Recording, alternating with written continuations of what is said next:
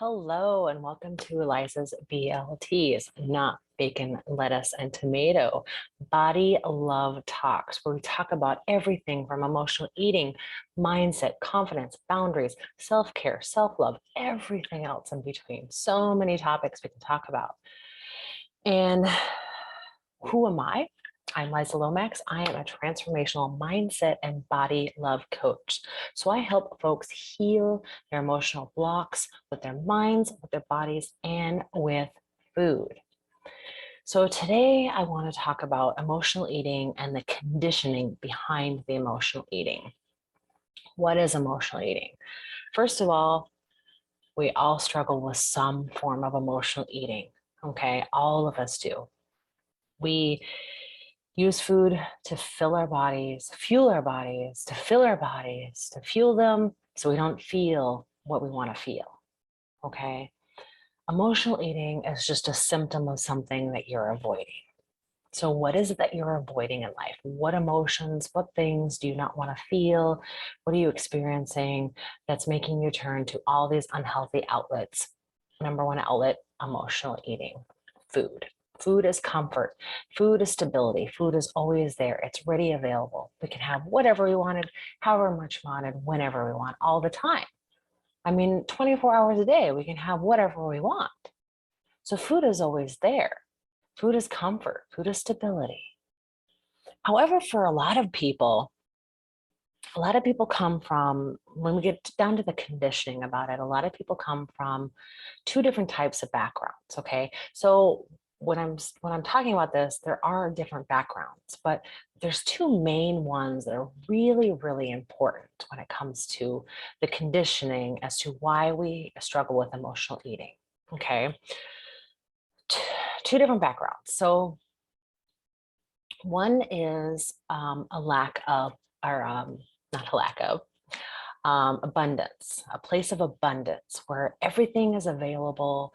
You could have whatever you wanted, whenever you wanted, however much you wanted. And so you learn unhealthy eating habits as a child in that way. So if you came from a place of abundance, okay, you learn, just to eat and eat. You could eat whatever you wanted. You could eat however much you wanted, whatever you wanted to eat. It was always available. Families celebrated with food. It's like food, food, food, food, food.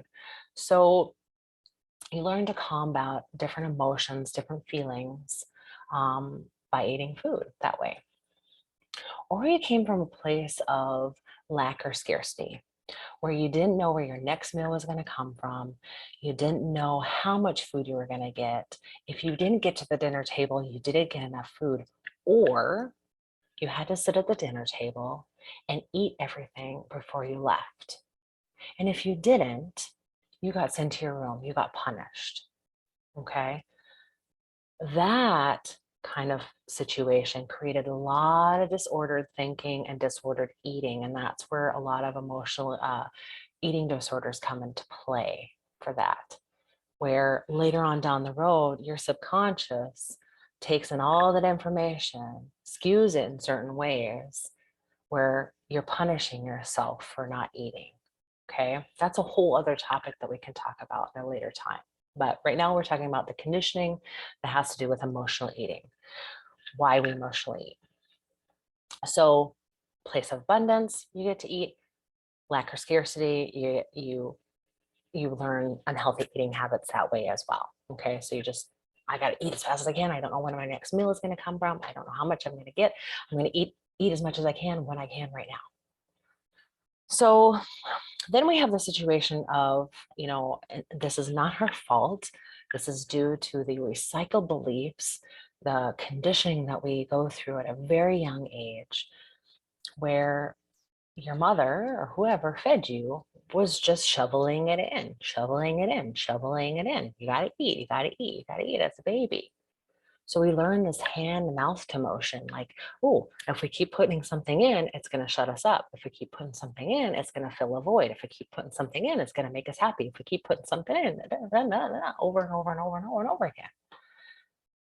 So we have that scenario that happens where we just shoveling in. It's like, I'm sure you've been in a store before and you've seen a mom with a screaming kid, and it's like, what do? They reach in and they give them a tablet.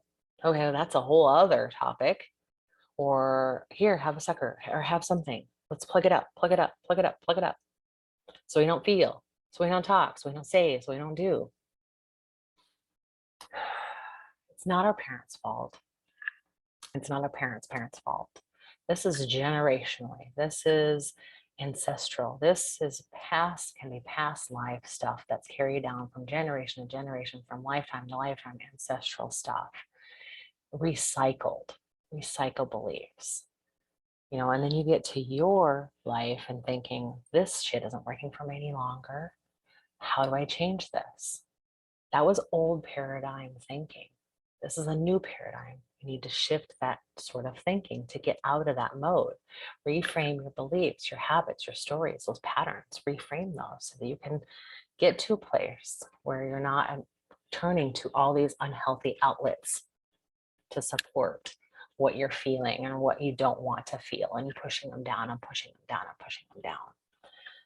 So what also comes into play the conditioning way is, so that's emotional eating. That's like, like I said in the beginning, we all struggle with some form of emotional eating. We all turn to food to fill our bodies so we don't feel an emotion.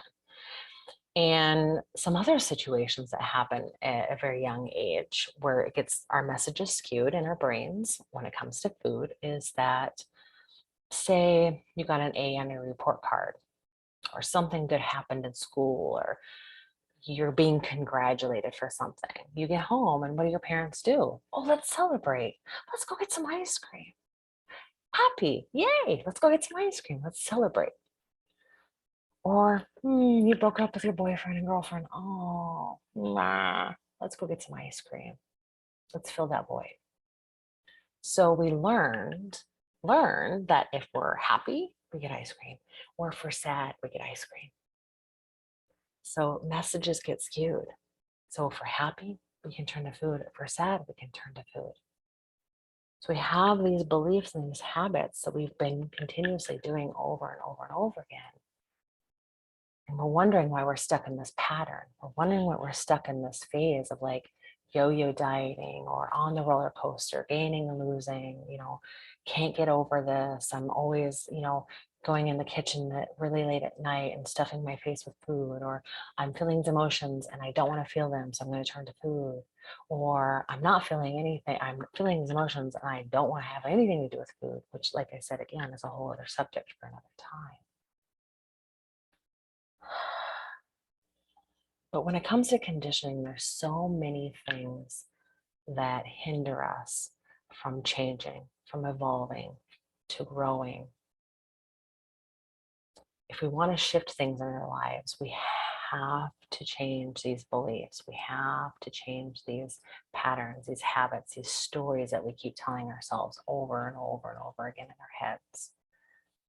And emotional eating is such a struggle for so many people. And a lot of times I work with people that are empaths or highly sensitive people.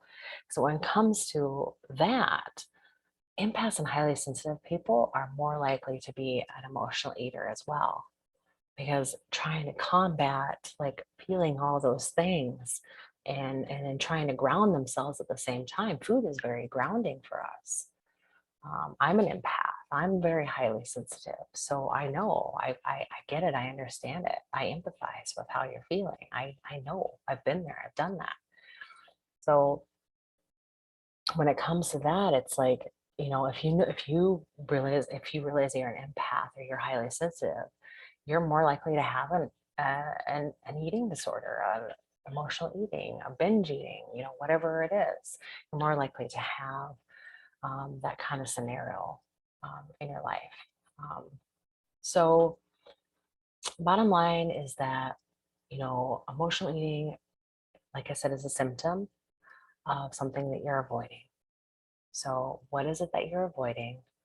What is it that you want to take care of so that you can change, so you can move forward from this, so you're not stuck in this cycle going around and around and around? What is it that needs to be shifted? And I guarantee once you start changing those things and realizing and having that awareness that these things need to change, things will start shifting and things will start moving for you. Also, you need support. You need to have people in your corner. You need to have somebody who knows what they're doing, who's been there, done that, can get you to the other side, and then again, can help you get to that happier, healthier, long-term, sustainable lifestyle going forward. You need to have those people in your corner. You need to have that specific person, you know, reach out to a coach. There's 1,000 coaches out there. I'm a coach. I do these things. This is what I work on with people. You know, I might not be the person for you. You know, there might be somebody else. You know, that's just the name of the game. You know, there's always somebody out there that can help. But you've got to have somebody in your corner. You've got to have somebody supporting. And if anything that I said to you resonated with you, or something clicked, or you're like, hey, I got to know more about this, reach out to me, schedule a call. You know, I always offer a free session where we can talk about these things, talk about where you're at right now, where you want to go, how to get there, you know, get you the roadmap to get there, kind of thing. You know, free session where, you know, if it's a match with you and it's a match with me, then we can talk about what working together looks like. So again, you know, if you're struggling, reach out to me. I would be honored to help you and move you into a place where you're happier and healthier and can have that long-term sustainable lifestyle going forward. So that's it today for Liza's BLTs. Tune in next week for another topic of emotional eating, boundaries, excuse me, my voice is going a little hoarse, confidence, self-care, self-love, and everything else in between. And I look forward to seeing you again. So have a great day. Bye.